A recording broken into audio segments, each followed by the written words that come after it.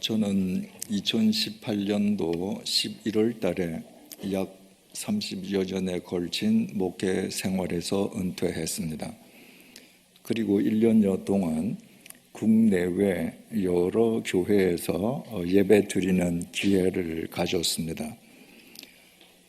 어느 나라, 어느 지방 한인교회를 가든지 만나는 교우님들을 뵈면서 저는 큰 감동을 받습니다. 전 세계에서 한인 그리스도인들만큼 열심을 가진 그리스도인들은 어디에도 없습니다. 새벽부터 예배당에 나가서 기도할 뿐만 아니라 교회 건축을 위해서 집 문서를 교회에 제출하는 교인들, 다른 나라에서 찾아보기 어렵습니다. 오늘 이 밤에도 금요일 밤인데 여러분 일주일 동안 삶의 터전에서 얼마나 수고 많이 하셨습니까? 그런데 이 금요일 밤에 또 예배당에 나오시지 않았습니까? 정말 여러분들 열심을 가진 그리스도인이 아니라면 불가능한 일이죠.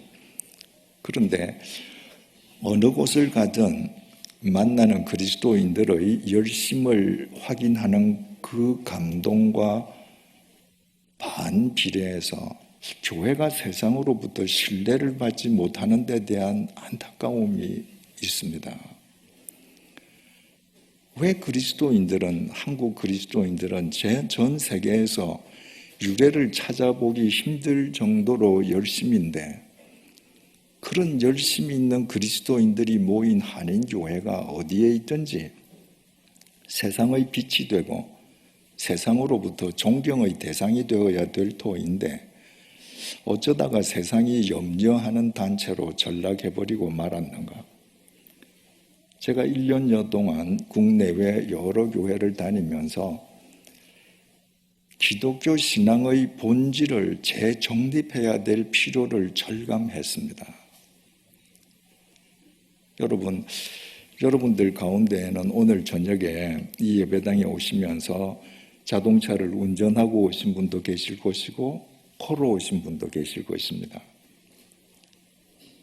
여러분 어떻게 걸어서 이 예배당을 찾아오셨죠? 어떻게 운전을 하고 이 예배당을 오셨죠? 처음 오시는 분들은 내비게이션을 켜서 내비게이션이 지시하는 대로 따르면 이 교회에 오게 되어 있습니다. 자동차를 모을 경우에. 그런데 내비게이션 없이 오신 분들은 어떻게 오셨습니까? 아시는 거예요. 저 사거리에서 신호등에서 오른쪽 신호를 받고 우회전하고 가다가 무슨 건물 생기면 거기에서 좌회전하고 거기서 또 한 100m 가다가 또 무슨 약국 나오면 거기서 우회전하고, 여러분들 머릿속에 여러분들 댁에서 이 예배당까지 오는 모든 거리의 표지판이 다 입력이 되어 있습니다. 걸어오는 분들도 마찬가지예요.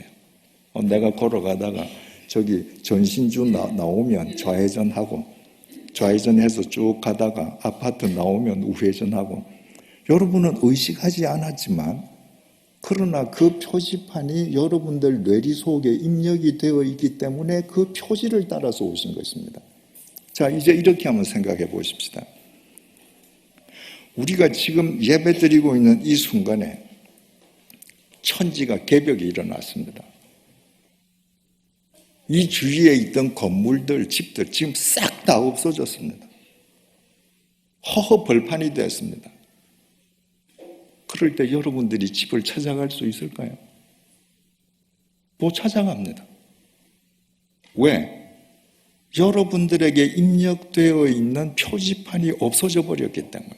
그리스도인에게 그리스도인으로서 이 세상을 바르게 살아가게 할 표지판, 이정표가 바로 예배, 기도, 성경입니다.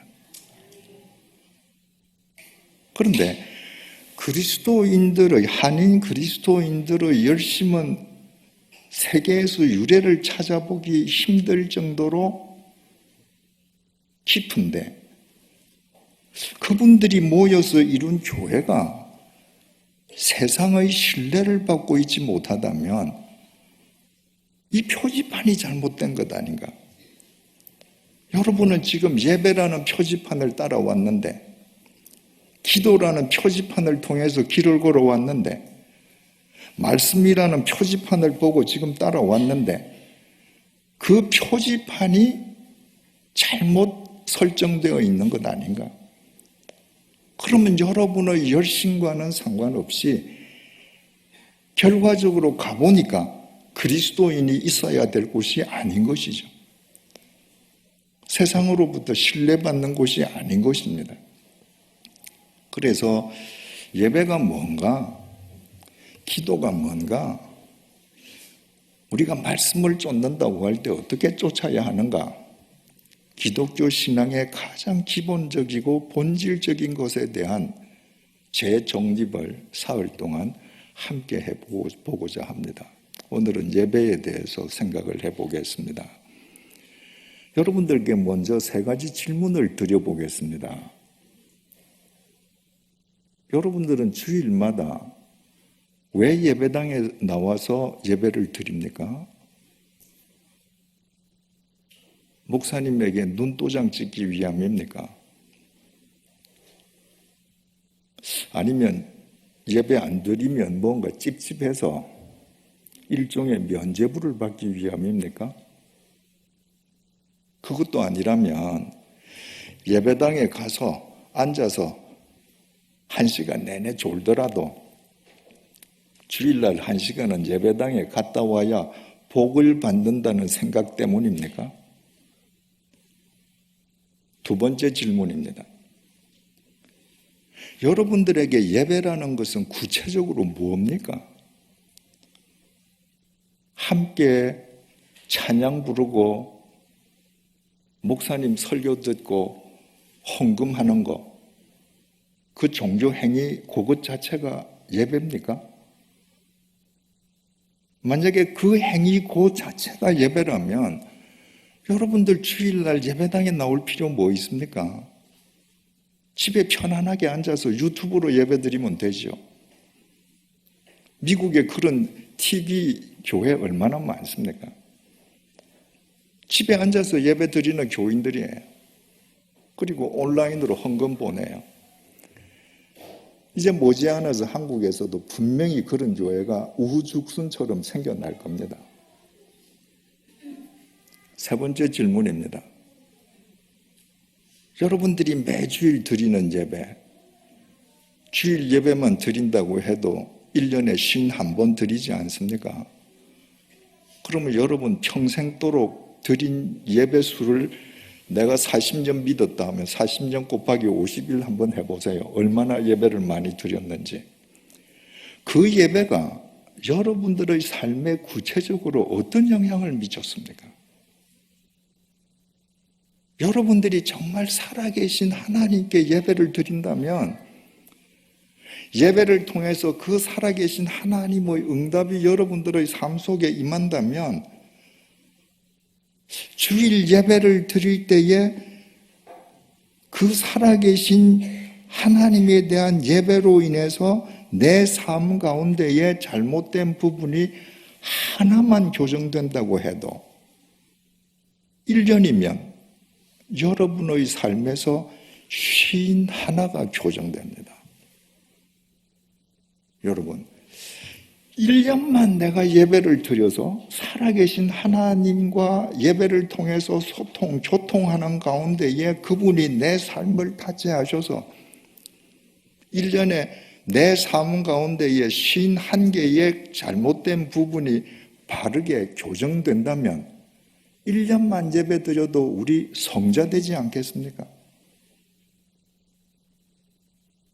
여러분들 그렇게 살고 있습니까? 여러분들 예배가 그렇습니까?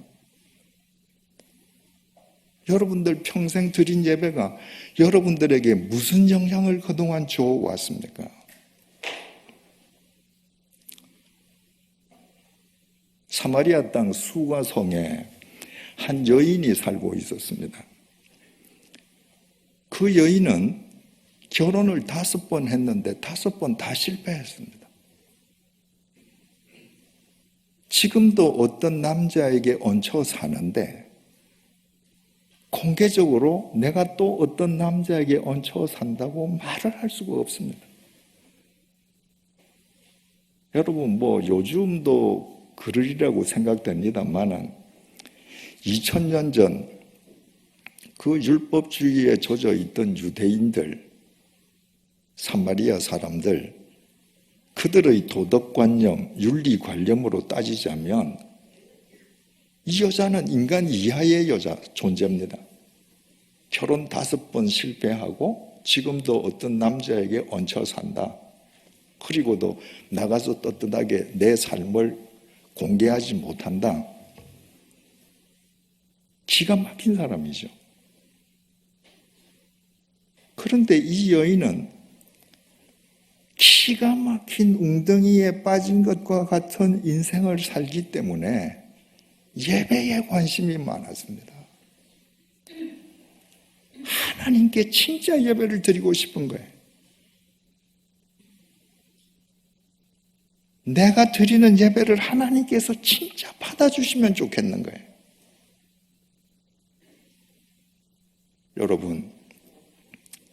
여러분 가운데에 혹 지금 기막힌 웅덩이에 빠져 계신 분이 있습니까? 지금이야말로 하나님 앞에서 예배를 회복할 때입니다.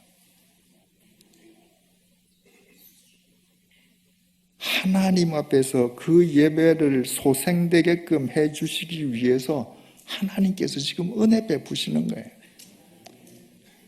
그래서 그리스도인에게 있어서는 모든 것이 합력해서 선으로 귀결되는 겁니다. 이 기막힌 인생 웅덩이에 빠진 여인이 어느 날 우물가에서 예수님을 만났습니다. 메시아를 만난 거죠. 그 여인은 예수님을 만나고 나서 이야기를 하다가 나중에 메시아인 줄 알았습니다. 지금 본문 속에서는 메시아인 줄 모르고 지금 대화를 나누는 거예요. 단지 보는 순간에 유대인이라는 건 알았습니다. 그래서 그 마음속에 품고 있던 질문을 던졌습니다. 20절입니다.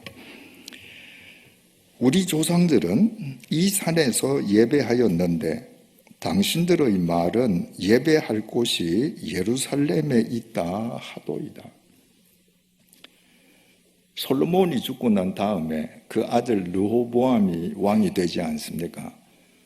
그런데 지혜롭지 못한 왕이었습니다. 그래서 르호보암 시대에 하나의 왕국이었던 이스라엘이 분열이 되지 않습니까? 여로보암이라는 사람이 이 왕국을 찢어서 북왕국을 만듭니다. 예루살렘 성전은 예루살렘, 그러니까 남왕국에 소속되어 있습니다. 여로보암이 힘으로 10지파를 찢어서 북쪽에다가 북왕국을 만들고 자기가 통치는 하는데 안식일만 되면 자기 왕국에 있는 사람들이 성전을 찾아서 남왕국 예루살렘으로 갔다 온단 말이에요. 불안하거든요. 저 사람들 자꾸 예루살렘으로 왔다 갔다 하다 보면 남왕국에 주저앉을 것 같단 말이죠. 그래서 여로보암이 남왕국과 북왕국의 남쪽 경계 지방인 베델, 그리고 북왕국의 제일 북쪽 경계 단, 이 두 곳에다가 금송아지를 만들었습니다. 그리고 그 금송아지가 하나님이라는 거예요. 우리 많이 보던 장면이죠.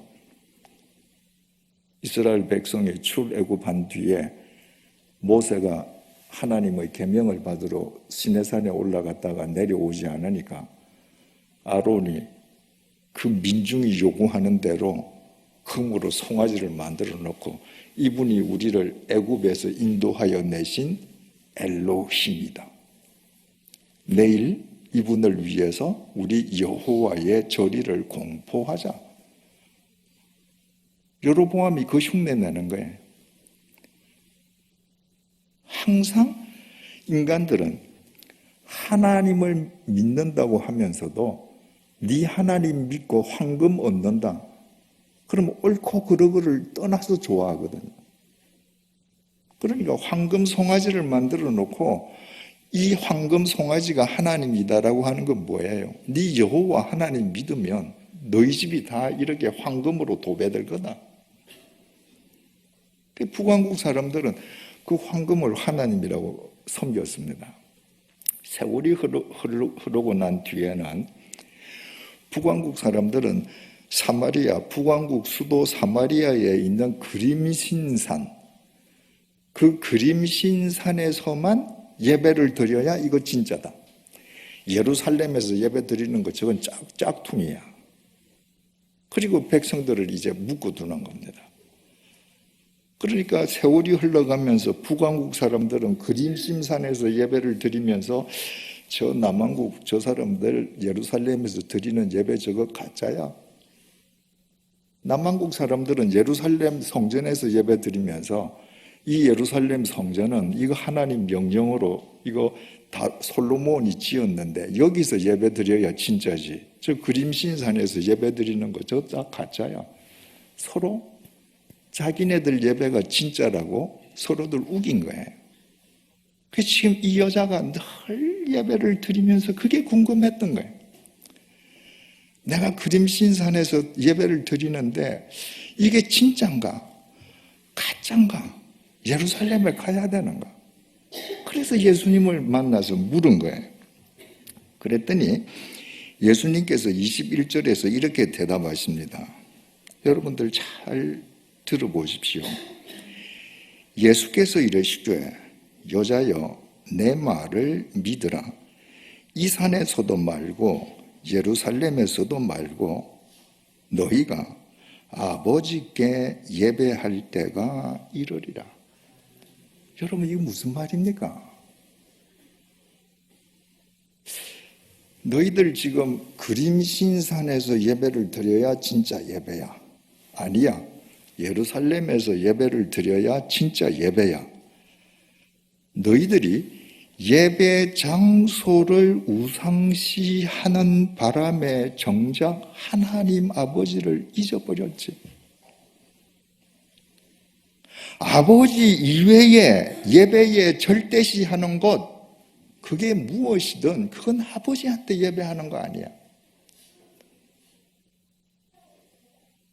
그림신산이 진짜라고 주장하는 사람이든 예루살렘이 진짜라고 주장하는 사람이든 아무리 경건하게 예배를 드려서도 그건 아버지한테 드린 게 아니야. 예배를 드리는 데에 가장 중요한 건 지금 이 예배를 아버지께 드리느냐 아니냐, 그게 가장 중요한 거예요. 22절입니다. 너희는 알지 못하는 것을 예배하고 우리는 아는 것을 예배하노니 이는 구원이 유대인에게서 남이라. 너희는 알지 못하는 것을 예배한다. 여로보암이 왕국을 쪼개고 나서 처음에는 이제 금송아지를 하나님이라 그러지 않았습니까? 그러다가는 이제 세월이 흐른 뒤에 그림신산에서만 예배 드려야 이게 진짜 예배다 그러면서 이 사람들이 구약 성경 가운데에 모세오경, 창출레, 민신 이 5권만 하나님의 말씀으로 받아들이고 나머지는 다 버렸습니다. 왜 그랬을까요? 선지서를 보면 선지서에 메시아는 다윗의 후손으로 온다고 선지자들이 몇 번 얘기하잖아요. 그 성경 그대로 두면 여로보암 자기네들 계열이 짝퉁이라는 게 표가 나잖아요. 자기네들이 짝퉁이라는 그 정체성이 들통날까 봐 성경을 토막을 내어서 앞부분 창세기와 출애굽해서 가나안 땅 요단강까지 갈 때까지 그 5권만 성경이다. 그 다음에는 잘라버리고 버렸으니까 사마리아 사람들은 그 뒤에 역사서가 있는지 선지서가 있는지 하나님 말씀도 모르고 예배드려 온 거예요. 그러니까 하나님 말씀을 네가 알지 못하고 예배드리면 너는 알지 못하고 예배하는 거하고 똑같은 거야. 하나님 말씀에 의하면 메시아는 유다지파 다윗의 계보를 통해서 오는 거야. 그걸 지금 가르쳐 주시는 겁니다. 23절에서 24절입니다.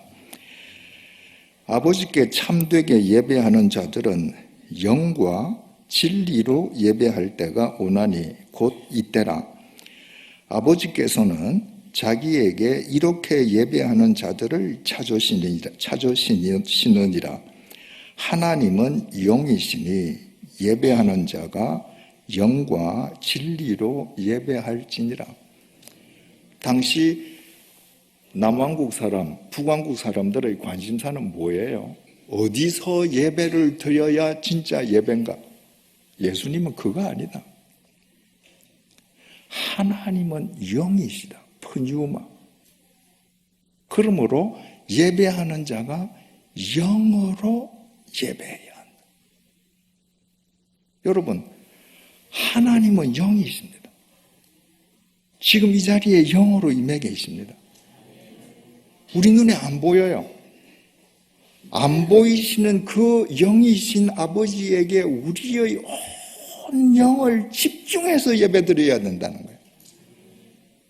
눈에 보이는 것에 내 시선을 뺏겨서는 영이신 하나님께 집중할 수가 없습니다. 어느 장소가 더 좋은가? 예배당이 더 빌딩이 커야 되나? 예배당에 좌석수가 더 많아야 되나? 이런 걸 따지면 영이신 하나님께 영으로 예배드릴 수 없다는 겁니다. 하나님은 영이시니 예배하는 자 역시 영으로 예배드릴 뿐만 아니라 진리로 예배해야 한다. 진리가 헬라말로 알레세이아라고 기록되어 있습니다. 하나님의 말씀도 진리입니다. 알레세이아입니다. 그러니까 진리로 예배드려야 된다고 하는 것은 말씀에 의한 예배, 말씀에 따른 예배, 말씀 안에서 드려지는 예배, 이런 말이죠. 그런데 알레세이아라고 하는 이 단어는 말씀이라는 뜻도 진리라는 뜻도 되지만은 참됨, 진정성이라는 의미도 지니고 있습니다. 그러니까 보이지 않는 영이신 하나님께 나의 온 영을 다해서 영으로 예배를 드리기 위해서는 그 예배가 나의 진정성을 수반하지 않고는 안 됩니다. 그래서 우리의 예배는 영으로 드려져야 하고 우리의 참됨과 진정성을 다해서 드려야 된다. 그러니까 예배하는 자가 영과 진리로 예배해야 할지니라, 이 말씀을 요즘 말로 쉽게 한마디로 표현하자면 하나님은 영이심으로 예배하는 자가 온 중심을 다해 예배 드려야 한다. 이렇게 해석할 수 있습니다. 그렇다면 우리가 온 중심을 다해서 예배 드린다라고 하는 건 구체적으로 어떤 의미인가? 먼저 예배라고 하는 그 용어의 관점에서 생각을 해보십시다. 우리말로 예배를 한자로 이렇게 씁니다. 예절 예자에 절할 배자를 씁니다. 그러니까 그 말을 그대로 번역을 하면 예의를 다 해서 절한다는 거예요.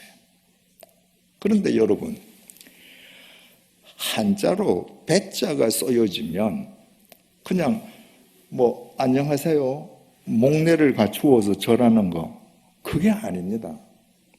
한자로 배자를 쓸 때에는 내 몸이 완전히 땅에 구부러지는 거예요.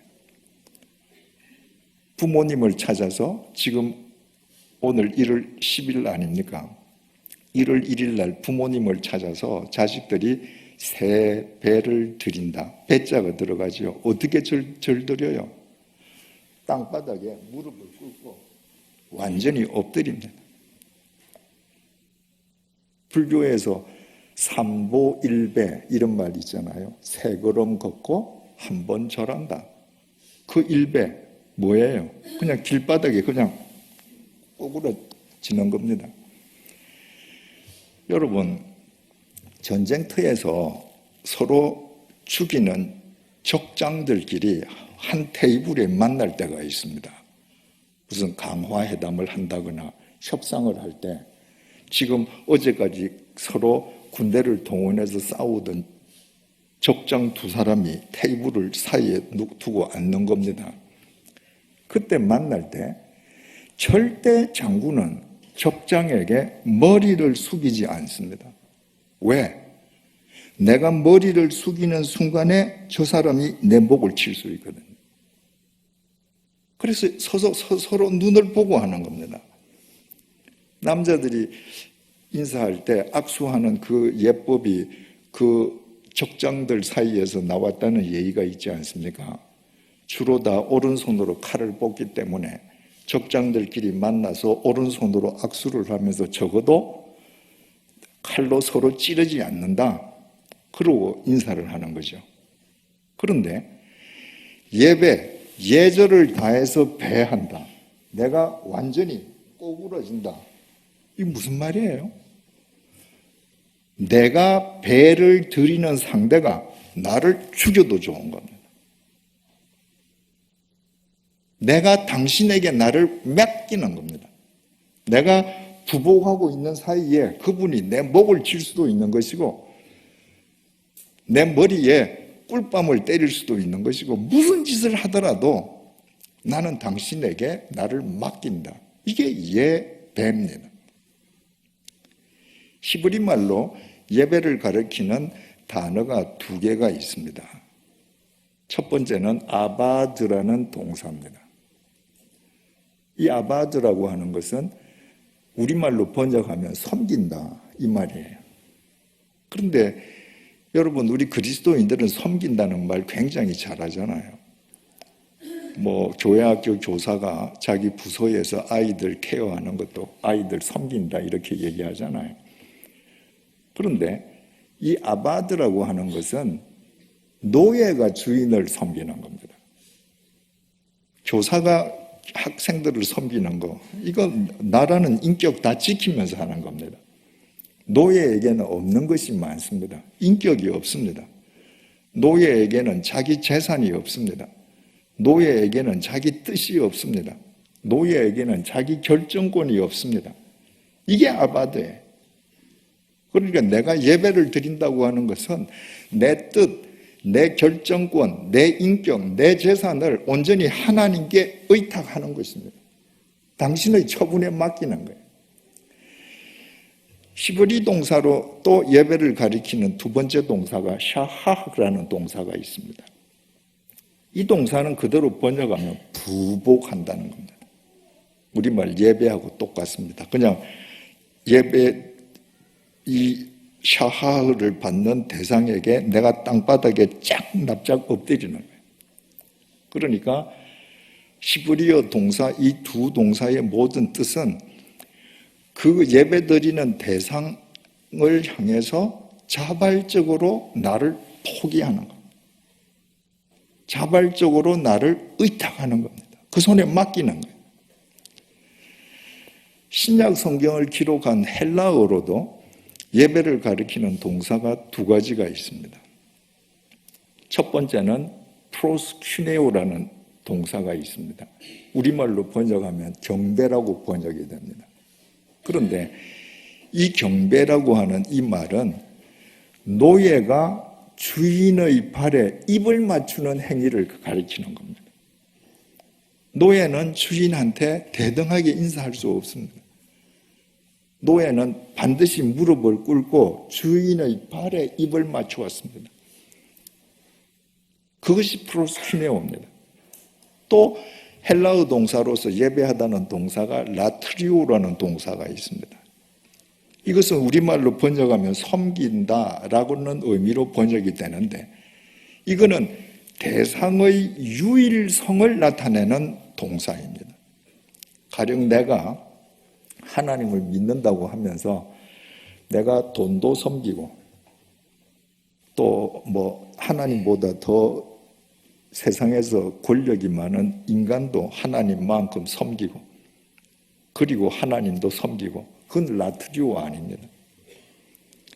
이 세상 모든 걸 다 배제하고 오직 하나만을 섬길 때 그게 라트리오입니다. 그게 하나님 한 분 이외에는 내게 어떤 존재도 어떤 대상도 섬김의 대상이 될 수 없다는 것, 이게 라트리오예요. 여러분, 우리나라의 진돗개는 참 세계적으로 그 아주 좋은 개로 인정을 받고 있지 않습니까? 그런데 그 능력이 뛰어난 진돗개가 군견이나 경찰견으로는 사용되지 않습니다. 주로 군견이나 경찰견으로는 독일산 셰퍼드라는 개가 사용이 됩니다. 이유가 하나 있습니다. 셰퍼드는요, 자기 생애에 주인이 몇 번 바뀌어도 따지지 않는 개입니다. 진돗개는 한 번 주인은 죽을 때까지 주인입니다. 주인을 못 바꿔요. 그러니까 군대 내에서 군견을 담당하는 군인이 평생 그 군견 담당하는 직무만 행하는 게 아니잖아요. 군견 담당하는 군인이 1년, 2년 되면 또 인사이동하거든요. 그때 새 조교가 오면 진돗개는 그 주인 명령을 안 받는 겁니다. 간 주인을 어떻게든 찾으려고 그러는 거예요. 그게 라트리오입니다. 그리스도인은 그저 주인이 잘해주면 이 주인 저 주인 다 좋다는 셰퍼드가 아니고, 하나님 아니면 이 세상에 누가 내게 뭘 해줘도 나는 하나님만 쫓는 진돗개가 되는 것, 바로 그게 라트리오, 그게 예배입니다.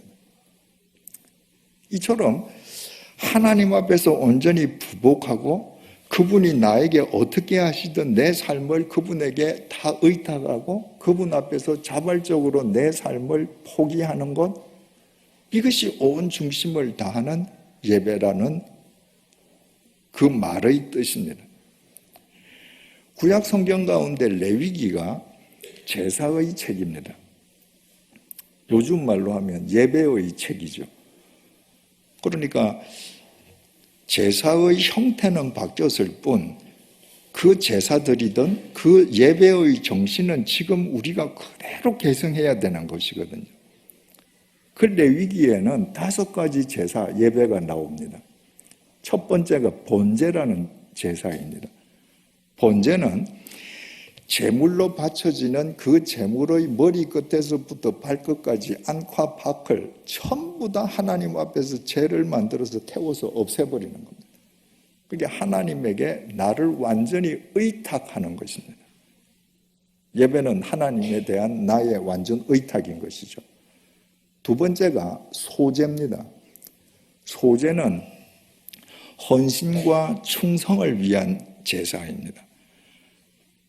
그런데 그 헌신과 충성을 위한 제사 소제에는 곡물로 드려지는데 이 곡물을 반드시 고운 가루로 빻아야 됩니다. 거기에 조그만 덩어리가 있어도 안 됩니다. 전부 미세 분말로 빻아야 됩니다. 내가 하나님 앞에 헌신한다, 내가 하나님께 충성한다, 그건 여러분 자기 가치를 구현하는 게 아닙니다. 자아를 실현하는 것이 아닙니다. 교회에서 봉사를 많이 하는 사람들 가운데에서 분란이 일어나는 이유가 전부 자아 실현을 하려고 하기 때문에 그렇습니다. 봉사는 하나님 아버지 앞에서 내가 분말 가루로 바뀌는 겁니다. 그러니까 봉사는 그야말로 헌신이어야 하는 겁니다. 희생이어야 하는 겁니다. 그 소재에 절대 넣어서는 안 될 것이 있습니다. 누룩과 꿀입니다. 누룩은 부풀리는 거죠. 꿀은 달게 만드는 당위종입니다. 여러분, 그리스도인들은 조그만 봉사를 해놓고도 마치 자기가 그것을 다한 것처럼 과장하는 습성이 있습니다. 또는 다른 사람들에게 자기가 한 것을 미화해서 당의정을 발라서 아름답게 들리도록 합니다. 그건 금물이라는 거예요. 이 소재에 반드시 넣어야 될 게 있습니다. 소금입니다. 소금은 맛을 내고 부패를 방지해 준 다음에 자기는 녹아서 없어집니다. 봉사를 하는 자들은, 헌신하는 자는, 희생하는 자는 자기가 없어져 버려야 돼요. 이것이 어떻게 가능한가?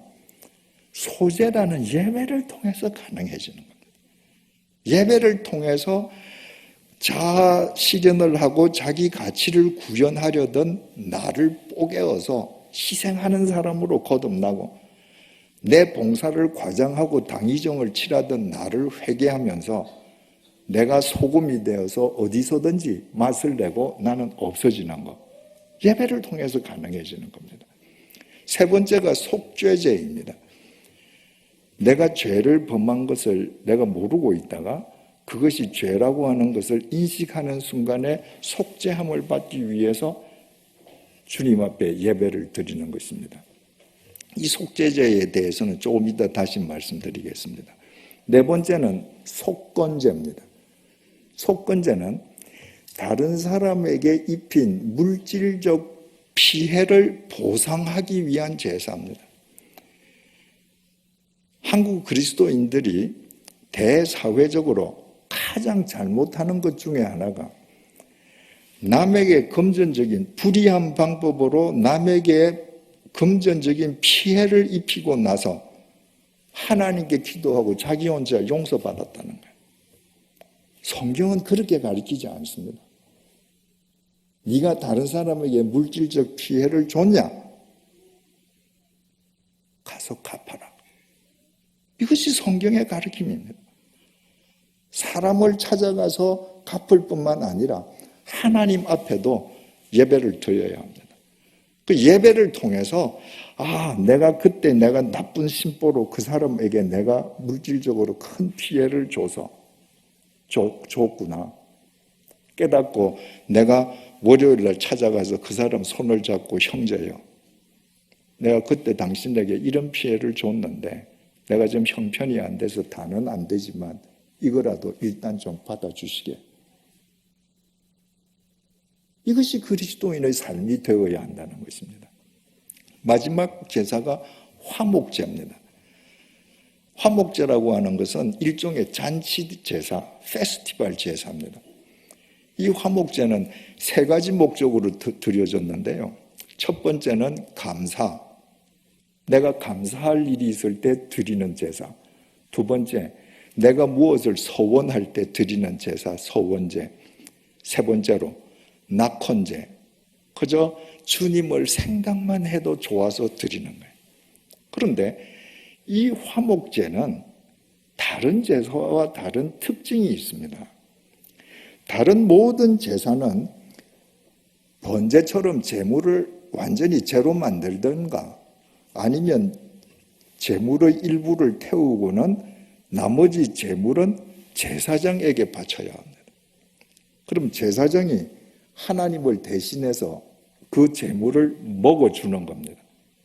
그런데 화목제사만은 제물 가운데에서 기름은 다 버리고 기름은 추려서 하나님 앞에서 불태워서 없애고, 그리고 제물의 앞가슴살 그리고 오른쪽 뒷다리 살만 제사장에게 바치고 나머지 제물은 제사를 드리는 사람이 먹어야 되는 겁니다. 이웃들하고. 그러니까 잔치제사죠.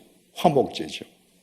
그런데 화목제를 제사를 드리는데 감사의 목적으로 드린 제사면 하루 만에 그 제물을 다 먹어야 됩니다.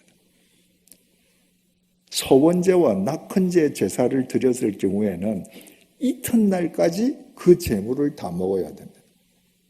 만약에 이튿날까지 그 제물을 안 먹고 냉장고에 넣어뒀다, 그러면 그 제사는 무효입니다.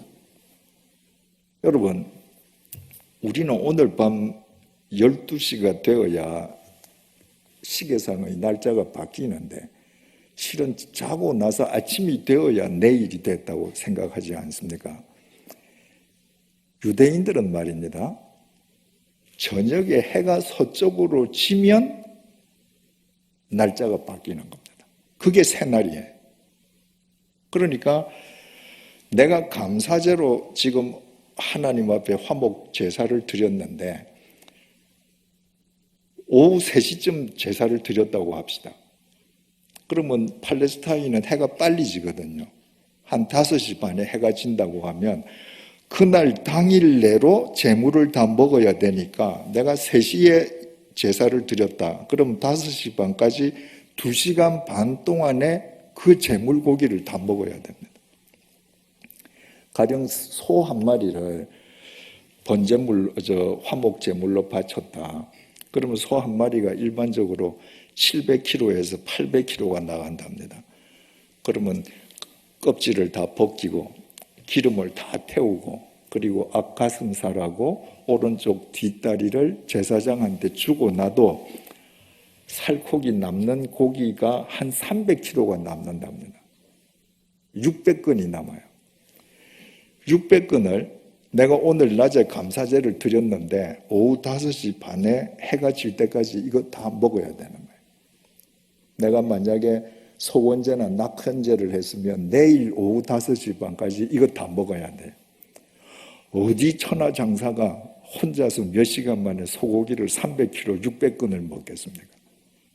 그거 다 먹고 하나님 앞에서 그 화목제사가 유효하게끔 되기 위해서는 내 주위에 있는 사람 가운데에서 내가 미워하는 사람도 와서 그 제물을 먹어줘야 되는 겁니다.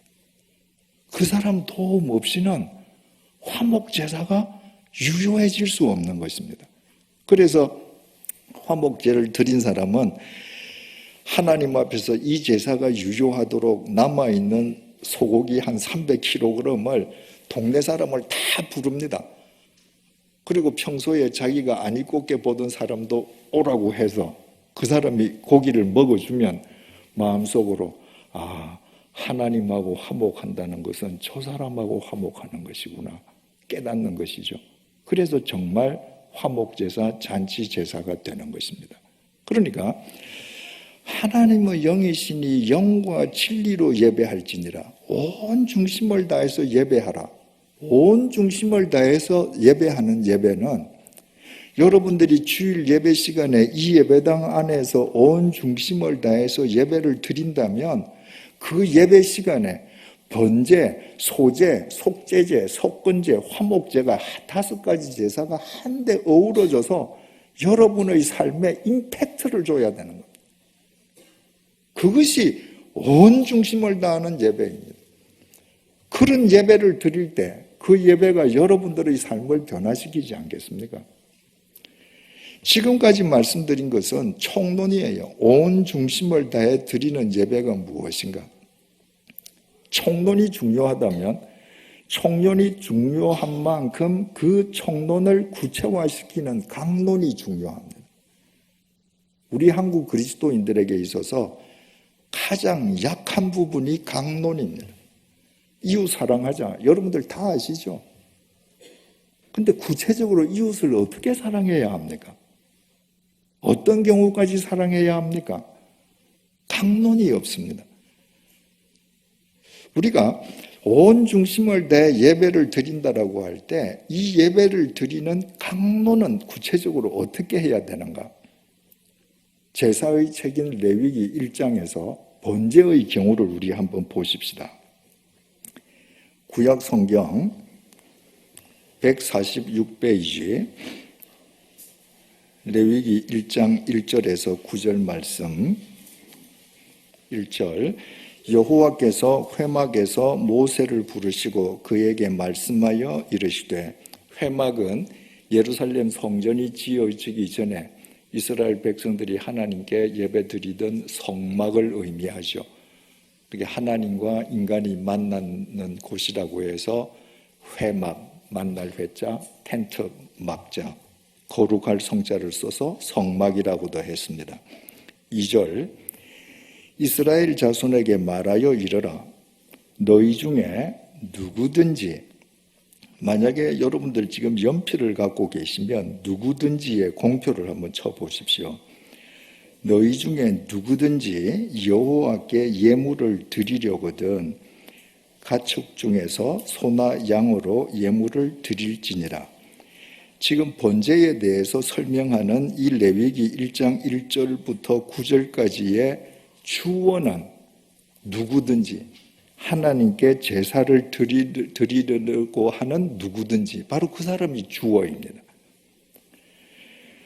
자, 3절을 보겠습니다.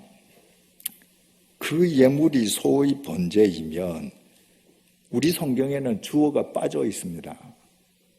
히브리어 성경에는 주어가 기록되어 있습니다. 영어 성경에도 기록이 되어 있습니다. 그는 이렇게 되어 있습니다. 그러니까 여러분들 연필로 3절 거기에다가 화살표에서 그는이라고 쓰시고 공표해 두시면 됩니다. 그는이 누구겠습니까? 제사 드리는 사람인 거예요.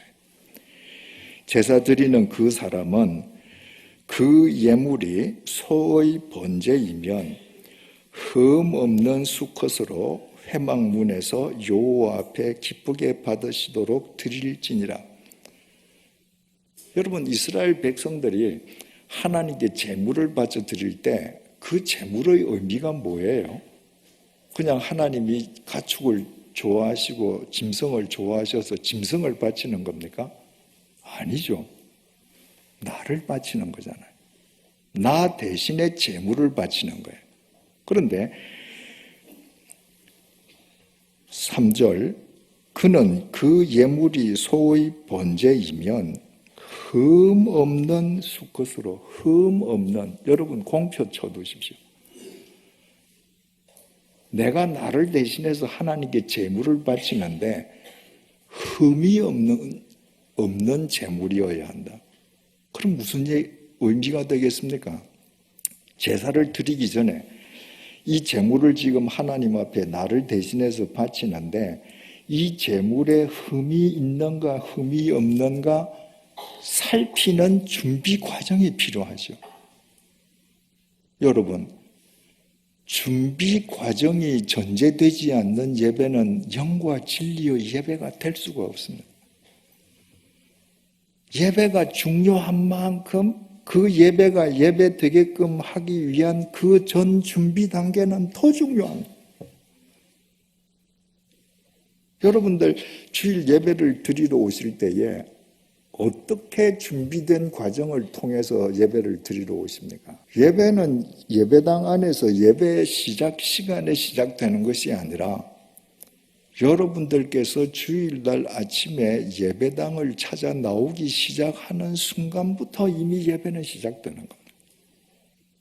이스라엘 백성이 번제를 바치기 위해서 그 제물에 흠이 있는가 없는가 면밀한 눈초리로 살피는 순간부터 제사가 시작되는 것하고 똑같습니다. 준비되는 과정부터 예배가 시작된다.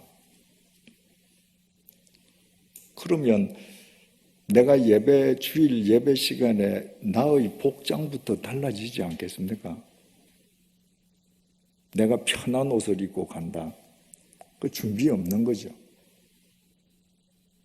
새 옷이 아니라 내가 단정한 복장을, 왜? 예배는 예절을 갖추어서 주님께 배하는 건데 예절을 갖추는 것에는 당연하게 의관 정제가 포함되는 것이거든요. 이 교회는 여기 스크린이 안 나와서 참 좋습니다. 요즘은 교회마다 예배 시간에 전부 다 스크린에 성경 구절 찬송가까지 다 띄워줍니다. 주일날 성경책을 가져갈 필요가 없습니다. 여러분, 그 예배가 영과 진리의 예배가 될 수 있겠습니까? 주일날 성경책을 들고 가는 것부터 준비가 시작되는 겁니다. 마음이 준비가 되는 겁니다. 제가 목회하던 100주년 기념교회에는 강단에 최첨단의 스크린 시설이 있습니다. 평소에는 천정 위에 감춰져 있습니다. 예배 시간에 한 번도 튼 적이 없습니다. 내린 적이 없습니다. 요즘은 예배 시간에도 스크린을 통해서 목사님 얼굴이 보이게 합니다. 하나님은 영이시니 예배하는 자가 영으로 예배할지니라. 보이지 않는 영이신 하나님께 내 영을 집중하기 위해서는 방해되는 모든 걸 차단해야 되는데 스크린을 걸어놓고 영이신 하나님이 보이겠습니까? 요즘 예배드리는 젊은이들은 IT 기기 가지고 성경을 봅니다.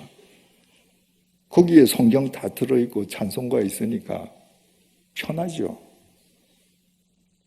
근데 여러분 어떻습니까? 주일날 내가 성경책을 빼서 교회를 간다고 하는 이 성경책은요, 하나님의 말씀을 보는 용도 이외의 용도는 없습니다. 스마트폰 용도는 어떻습니까? 여기는 수백 가지 용도, 수천 가지 용도가 있습니다. 이 안에 들어있는 성경은 그 가운데의 하나일 뿐입니다. 내가 하나님께 예배만 드리는 용도인 성경을 들고 오는 마음과 주일날 이거 가지고 평소에 주중에 이거 가지고 게임하고 온갖 놀이 다 하던 그걸 들고 그 중에서 기능 중에 하나 성경과 찬송을 찾아서 부르는 것과 흠 없는 예배가 가능할 수 있겠는가? 거기다 어떻습니까? 이걸 가지고 내가 성경을 보면서 찬송을 부르려고 하면 비록 벨 소리는 무음으로 했다고 할지라도 내가 찬송을 부르는데 카카오톡이 찍 하나 왔다. 읽어야죠. 오늘날 우리가 이 제사의 책을 들여다보면 우리의 예배가 얼마나 준비되지 않는 예배인가, 얼마나 인스턴트 예배인가. 이런 예배에 우리가 열과 성을 다 한다고 할지라도 이 내비게이션 따라가서는 세상에서 빛과 소금의 역할을 다 하지 못하는 오히려 신뢰가 추락하는 공동체로 전락하고 마는 것이죠. 3절 한번 다시 보십시다.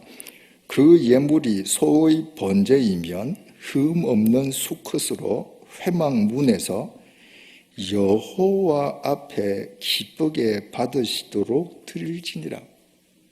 제물을 바치는데 그냥 회막 앞 제단 앞에 바치라 이게 아닙니다. 여호와 앞에. 여호와 앞에가 히브리 말로 파님이라고 기록되어 있습니다.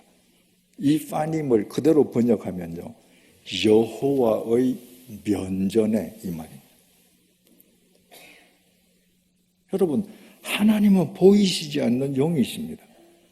그런데 영이신 하나님께서 우리가 예배를 드릴 때 당신의 얼굴을 우리에게 내미시고 우리를 보고 계십니다. 그 하나님의 면전과 눈을 맞추는 것이 예배입니다.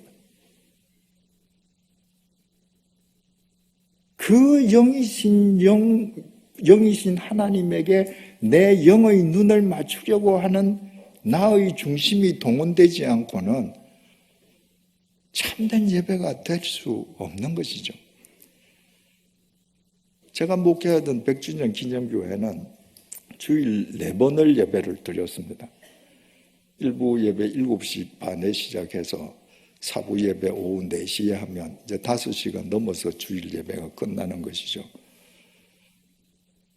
주일 4번을 설교를 하면 제가 토요일까지 다 설교 준비를 하고 1부 예배 시간에 교인들한테 설교를 하지 않습니까? 그러면 제가 책상에 앉아서 원고를 정리할 때와 교우님들의 눈을 보면서 제가 설교를 전달할 때와 다르거든요. 그러면 1부 예배가 끝나고 나면 제가 2부 예배가 시작될 때까지 제 방에 앉아서 이 단어는 이 단어로 교체하면 더 좋겠다.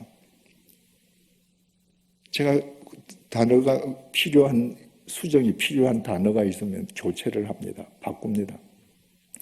2부 예배 끝나면 또 그런 것을 느낄 때가 있습니다. 그러면 단어를 또 바꾸죠.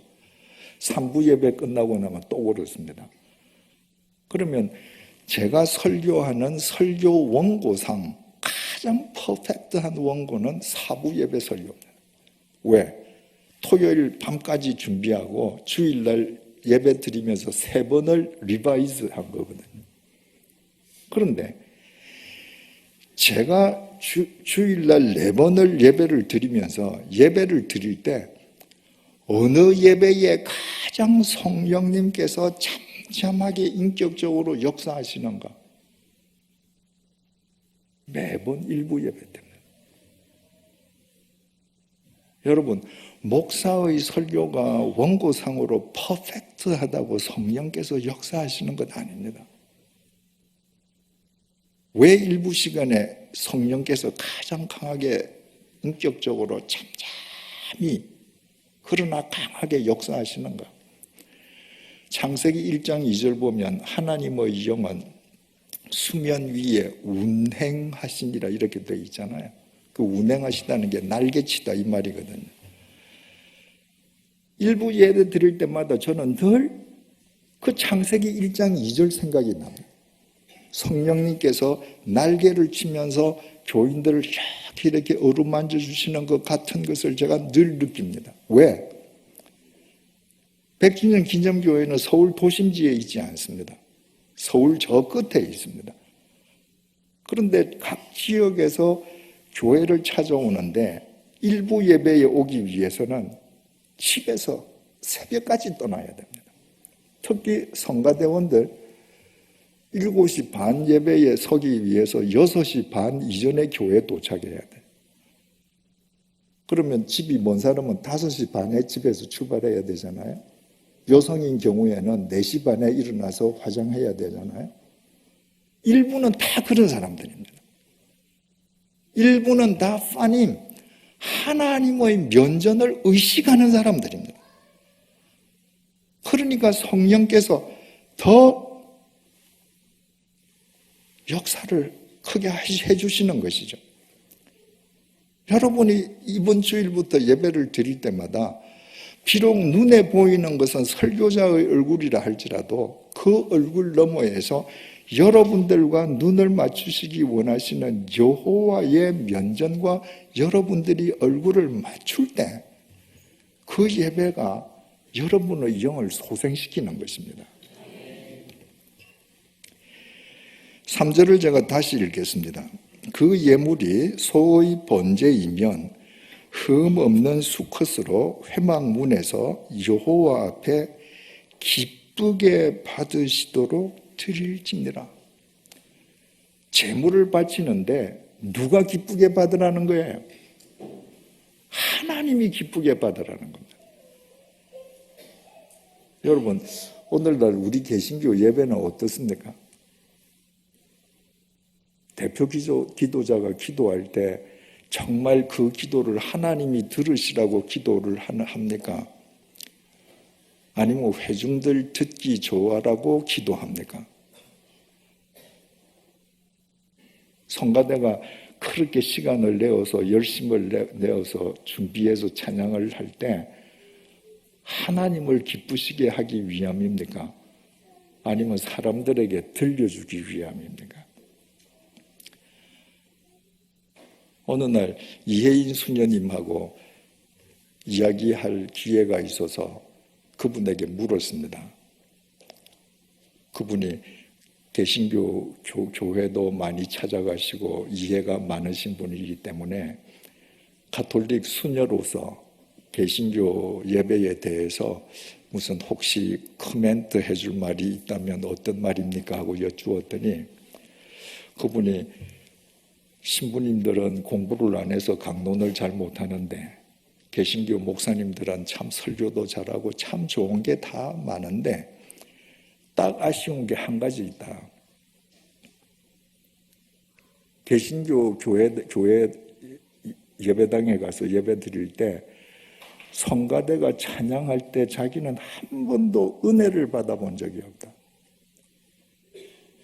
개신교 교회의 찬양대의 찬양은 큰 교회고 유명한 교회 찬양대원들일수록 저 찬양이 과연 하나님께 드리는 찬양인가?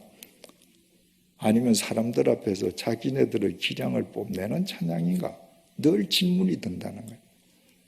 저는 그분의 그 말이 무슨 말인지 이해할 수 있습니다. 그분은 부산 광안리 베네딕토 수녀원에 있는데 그 수녀원 미사에 제가 참여했던 적이 있습니다. 그리고 저는 가톨릭 성당에서 여러 번 미사에 참여했습니다. 가톨릭은 성가대를 할 때 절대 소리 지르지 못하도록 교육을 받습니다. 하나님께만 올려드리는 소리거든요. 그래서 개신교의 성가대 지휘자나 이런 분들은 성당에 가서 가톨릭이 드리는 미사의 그 찬양을 한번 저는 다 들어보시기를 권합니다. 거기는 앉으면 저분들은 정말 자기 영을 다해서 하나님께 지금 올려드리구나 알 수 있습니다. 오늘 성가대 잘못했다는 얘기 아닙니다. 잘하셨습니다. 일반적인 한국교회 얘기를 드린 겁니다. 우리의 모든 예배는 하나님 기쁘시게 하기 위함인 것입니다. 4절을 다시 봅니다. 그는, 여기는 주어가 나왔죠. 번제물의 머리에 안수할지니 그를 위하여 기쁘게 받으심이 되어 그를 위하여 속죄가 될 것이라. 제사가 제일 먼저 뭐부터 시작하는가? 제사자가 제물의 머리 위에 안수하는 것으로부터 시작합니다. 여러분, 아까도 말씀드렸듯이 그 제물은 곧 나를 대신해서 바치는 거잖아요. 그 제물이 나지 않습니까? 그러니까 제물의 머리에 안수한다는 것은 죄의 전가입니다. 내 죄를 이 제물에 전가시키는 거예요. 제사를 드리는 자가 반드시 제물의 머리에 손을 얹고 먼저 기도하는 겁니다. 하나님, 내가 이런 죄를 지었습니다. 죄의 싹은 사망이어서 내가 죽어야 하는데 나를 대신해서 이 제물을 하나님께 바쳐드립니다. 이 제물을 받으시고 나를 용서해 주십시오. 그때 하나님께서 그 제물을 기쁘게 받으신다는 겁니다. 여러분, 우리가 예배를 왜 드립니까? 우리가 의인이기 때문에 우리를 뽐내기 위해서 예배 드리는 거 결코 아닙니다. 우리가 죄인이기 때문에 예배 드리는 것입니다. 주님께서는 의인을 찾으러 오신 것이 아니라 죄인을 찾으러 오셨습니다. 그리고 우리는 여전히 죄인이지만 당신의 보혈로 우리를 의롭다고 인정해 주셨습니다. 우리는 그냥 죄인이에요. 근데 당신의 보혈로 우리를 가리셔서 의롭다고 인정해 주신 것입니다. 그래서 내가 죄인인 것을 내가 깨달을 때 나를 의롭다고 인정해 주시는 그 주님에게 대한 예배가 살아있을 수 있습니다. 내가 죄인이라는 사실을 내가 망각할 때 나의 잘됨을 드러내기 위해서 나의 의로운 행위를 과시하기 위해서 예배를 드리게 되는데 그것은 예배가 아닌 것이죠. 5절 다시 봅니다. 그는 예배 드리는 제사하는 사람이죠. 여호와 앞에서 그 수송아지를 잡을 것이요. 제사 드리는 사람이 그 제물을 잡아라. 이거는 손으로 꽉 잡아라 이 말이 아닙니다. 시브리어 샤하트는 목을 쳐서 죽이라는 것입니다. 여러분, 나중에는 어떻게 변화되었을지라도 주님께서 제사의 책인 레위기를 통해서 1장부터 번제를 가르쳐 주실 때에는 제사 드리는 자가 제물의 목을 쳐라. 우리는 지금까지 어떻게 생각했습니까? 옛날 구약시대에 짐승으로 제사를 드리던 사람들은 제사장에게 제물을 갖다 주기만 하면 제사장이 제물 목을 치고 다 죽이고 잡고 제사 드리는 사람은 옆에서 그저 구경만 하면 되는 걸로 알았습니다. 그거 아닙니다. 하나님께서는 제사 드리는 자, 네가 제물의 목을 칼로 쳐라. 제사 드리는 자가 어떤 심정으로 치겠습니까? 하나님, 내가 죽어야 하는데 내 대신 이 제물이 주님 앞에서 죽습니다. 내가 죽습니다. 그리고 치는 거예요. 5절, 그는 여호와 앞에서 그 수송아지를 잡을 것이요 아론의 자손 제사장들은 그 피를 가져다가 회막 문 앞 제단 사방에 뿌릴 것이며. 그러면 제사장은 옆에서 제사 드리는 사람이 제물의 목을 치는 것을 확인한 다음에 그 피를 받아다가 제단 사막에 피를 뿌려주는 역할을 제사장이 합니다. 어떤 심정으로 하겠습니까? 하나님, 아무개가 지금 죽었습니다. 짐승이 죽은 거 아니죠. 이 제물은 누구를 대신해서 하나님 앞에 바치는 제물입니다. 지금 아무개가 죽었습니다. 저 사람 죄를 용서해 주소서.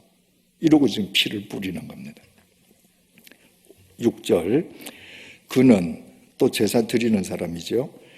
그 번제물의 가죽을 벗기고 각을 뜰 것이요. 제사장이 해주는 거 아닙니다. 전부 제사 드리는 사람이 그 제물의 껍데기 가죽을 다 벗겨야 합니다. 우리가 얼마나 많은 가면을 쓰고 살아갑니까? 하나님 앞에서 예배 드릴 때에 우리의 모든 가면을 다 벗어야 합니다. 하나님께서 우리를 지으실 때 진흙으로 짓지 않으셨습니까? 우리에게 뭐가 있었습니까? 하나님 앞에서 우리는 진흙으로 지음받을 때부터 벌거숭이에 예배 드릴 때 우리는 하나님 앞에서 벌거숭이가 되어야 합니다. 그런 심정으로 지금 가죽을 벗기는 거예요. 제사 드리는 사람.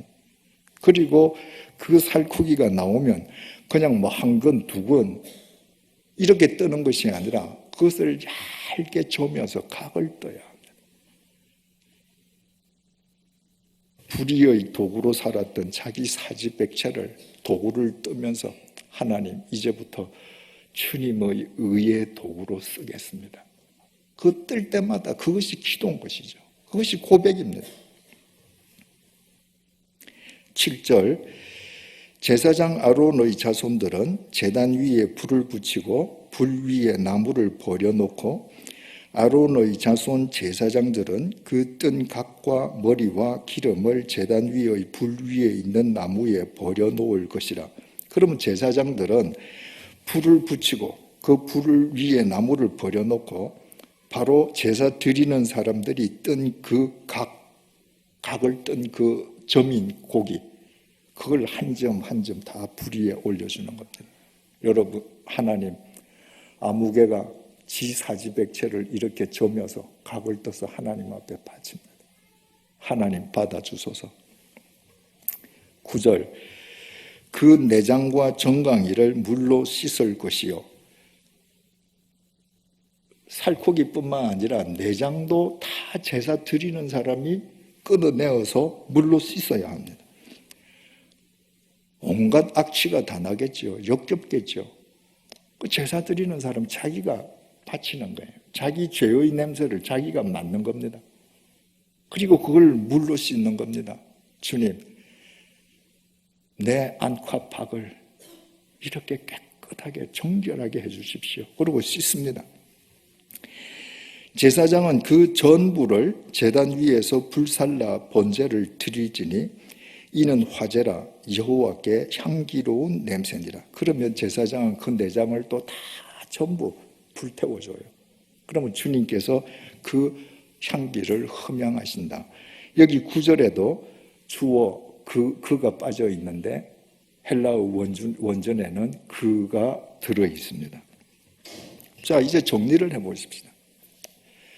여러분, 이렇게 구약시대에 제사를 드리는 사람이 제물의 목을 치고 가죽을 벗기고 그 살을 전부 다 각을 떠서 일일이 전부 다 점여내고 그리고 속 내장을 끊어내어서 그걸 다 씻는다. 그 제사를 다 끝내고 지금 집으로 돌아가는 그 사람 겉모습을 여러분 한번 생각해 보십시오. 그 사람 옷에 피가 튀어서 피투성이겠죠. 여러분 짐승 목을 한번 쳐보세요. 피가 사방으로 튀지 않겠습니까? 옷이 다 지금 피투성이가 되었습니다.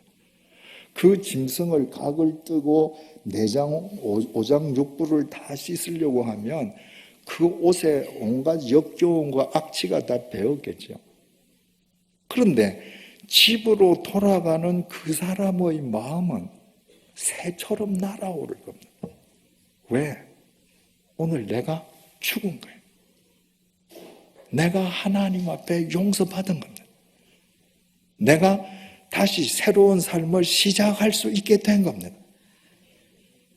그러면 그렇게 피투성이가 된 옷과 역겨운 옷으로 제사를 드리고 자기가 죽어서 가는 그 사람이 삶의 현장에 가서 제사 드리기 전과 뭔가 달라지지 않겠습니까? 우리의 예배가 이래야 되는 겁니다. 여러분, 성경은 66권으로 되어 있습니다. 페이지수로 따지면 약 1750페이지인가 이렇습니다. 구절수로 따지면 헤아리기조차 어렵죠. 그런데 여러분이 연포교회를 다니면서 주일날 설교 본문이 가령 예를 들어서 마태복음 1장 1절부터 10절이었다. 거기에 하나님의 섭리가 이미 있는 것입니다. 여러분들은 그 하나님의 말씀으로 여러분의 각을 떠야 하는 것입니다.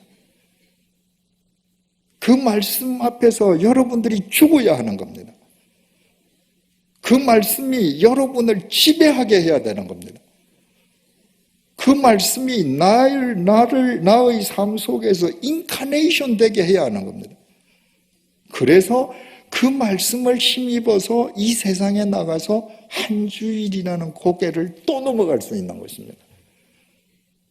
그러니까 예배 시간에 여러분들이 죽지 않아서 말씀이 여러분을 지배하지 못하면 여러분들은 밖에 나가서 일주일, 지난주일하고 똑같은 삶을 살게 됩니다.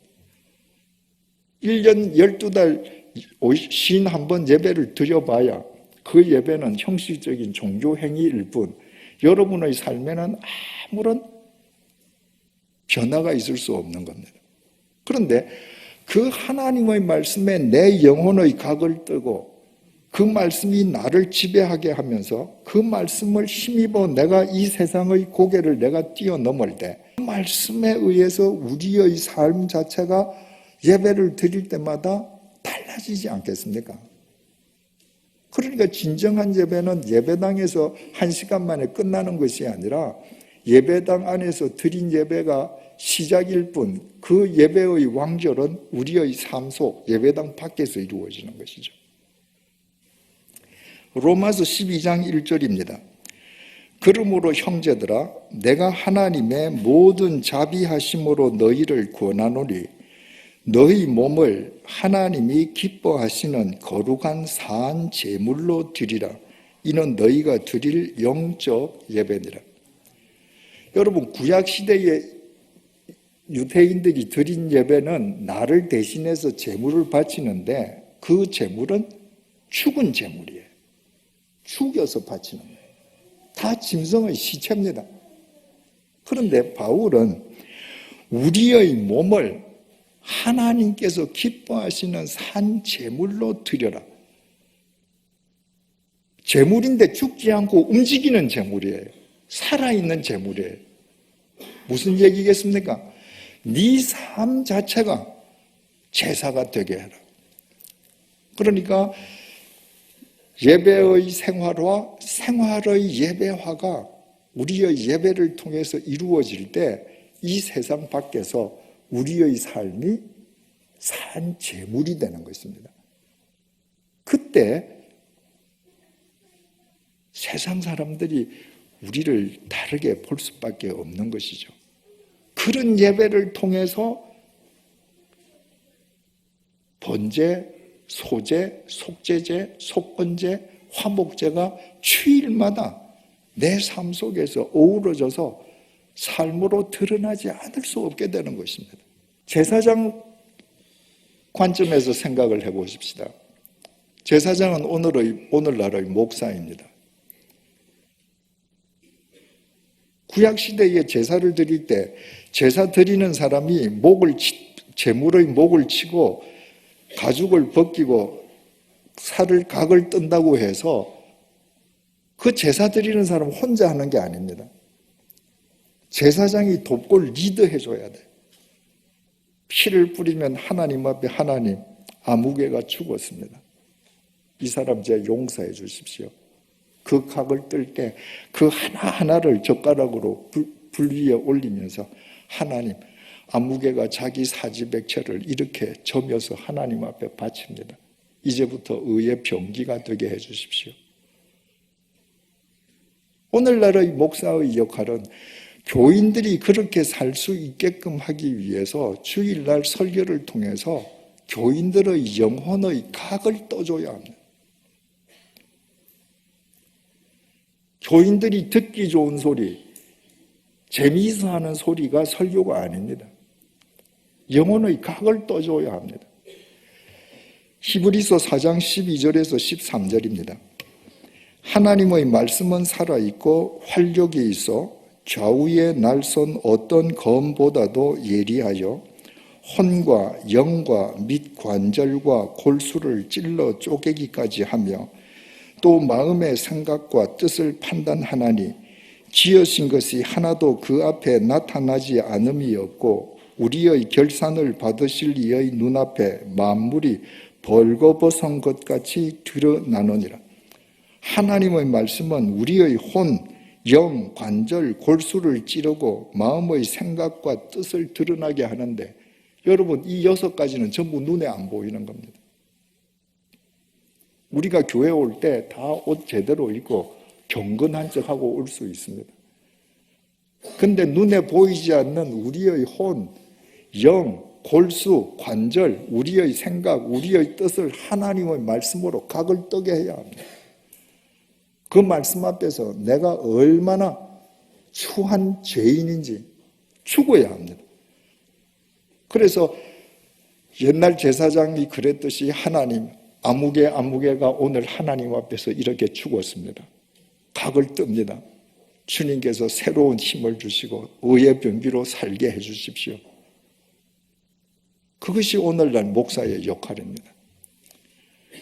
그것이 가능하게끔 하기 위해서는 여러분은 여러분의 목사님에게 토요일을 전적으로 시간을 보장해 줘야 합니다. 한국 교회 모든 교인들은 자기 교회 목사님이 자기들의 영혼을 찔러 쪼개어 주기를 원합니다. 그러면서 토요일 날 온갖 것을 요구 다 합니다. 결혼 주례해야죠. 장례식 치러야죠. 애기 돌 되면 가서 돌잔치 해야죠. 그렇게 해서 설교 준비가 됩니까? 저는 1988년도에 주님의 교회를 시작해서 10년 하고 제네바 한인교회를 3년 목회하고 100주년 기념교회를 13년 4개월 해서 제 목회 생활이 횟수로는 30여 년이 되었는데 저는 30여 년 동안에 단 한 번도 토요일 날 제 집 밖을 나간 적이 없었습니다.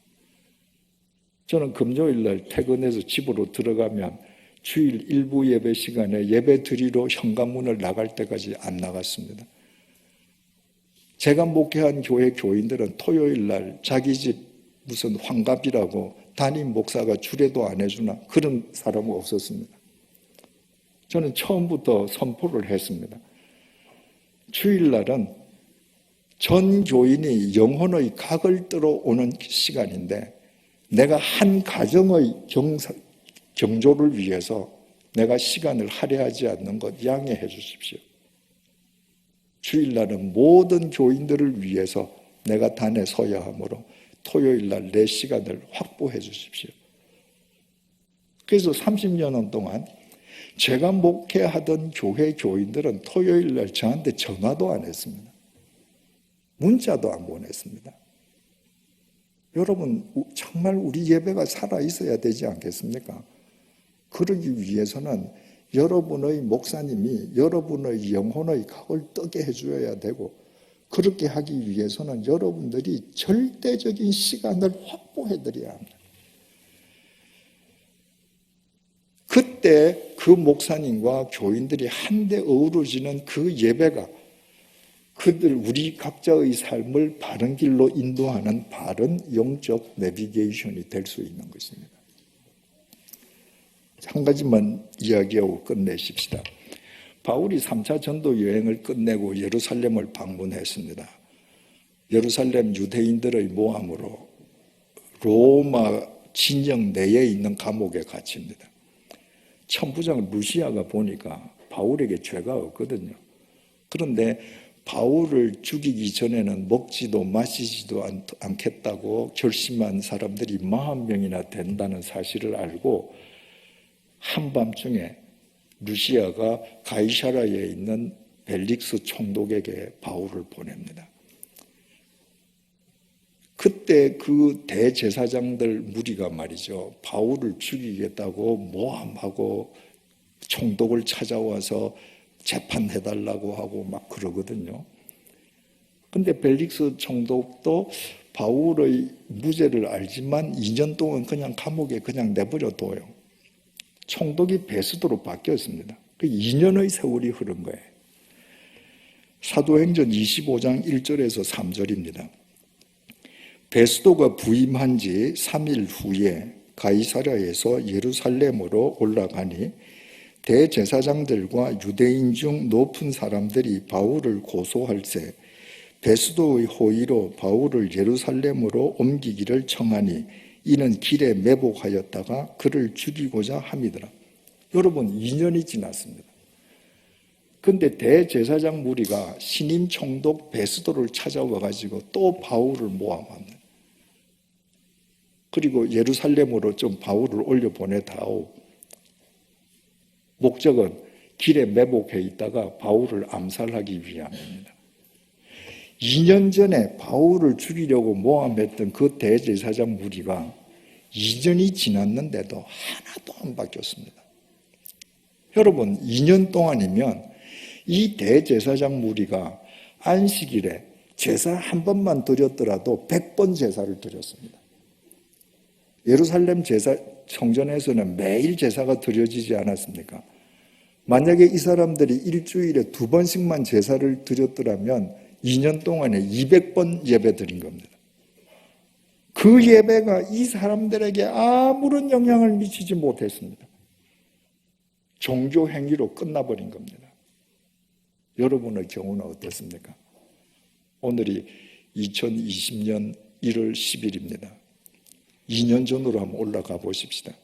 2018년 1월 달을 정점으로 지난 2년 동안 여러분들이 주일 예배 100번 드리면서 여러분들에게 어떤 변화가 있었습니까? 이제 서두의 질문으로 되돌아갑니다. 첫 번째 질문, 우리가 왜 예배 드려야 합니까? 죄인이기 때문입니다. 우리가 죄인임에도 불구하고 십자가 보혈로 우리를 의롭다고 인정해 주신 그분을 찬양하고 그분과 교통하기 위해서 예배 드려야 합니다. 우리에게 예배가 무엇입니까? 하나님의 말씀이 나를 지배하게 하는 것입니다. 그날 그 말씀이, 그 말씀 앞에서 내가 죽는 것입니다. 그 말씀이 내 삶을 통해서 인카네이션 되게 하는 것입니다. 그래서 그 말씀을 힘입어서 일주일을 고개를 뛰어넘게 하기 위함입니다. 마지막으로 우리의 예배가 우리에게 어떤 영향을 미쳐야 하겠습니까? 예배당에서 시작된 예배가 우리 삶의 현장으로 이어져서 우리의 몸이 걸어다니는 거룩한 산 제물이 되는 동력이 되게끔 해주어야 합니다. 그때 여러분들의 삶을 통해 이 세상은 반드시 새로워질 것입니다. 기도하겠습니다. 주님, 우리의 예배를 되돌아봅니다. 2000년 전 대제사장 무리는 2년 동안 100번이나 안식일 제사를 드렸는데 아무런 변화가 그들에게 수반되지 않았습니다. 2년 전이나 2년 후나 그들이 시기하던 바울을 모함해서 죽이려고 했습니다. 주님, 우리 자신은 어떠한지 오늘 우리 자신을 성찰하게 해주셔서 진심으로 감사합니다. 영이신 하나님께 영과 진리로 예배하는 진정한 예배자가 되게 해주시기를 간구합니다.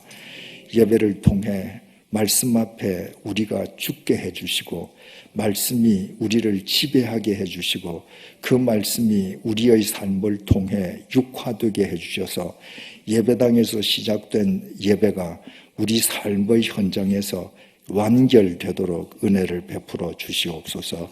그리하여 예배드리는 우리로 인해 이 교회가 새로워지게 하시고 이 사회가 새로워지게 하시고 다가오는 미래가 새로워지게 하여 주시옵소서. 예수님 이름으로 기도드립니다. 아멘.